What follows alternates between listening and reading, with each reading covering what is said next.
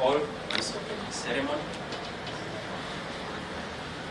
Before you are 28 retired referees.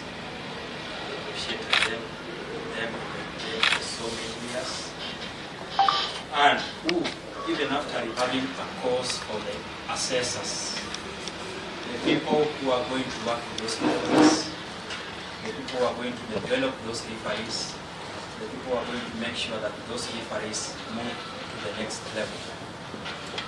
And so it is important. Wasiingilie chama cha marefa wa Kenya, waache chama cha marefa chenyewe kisimamie na kiweze kufanya uchaguzi wao.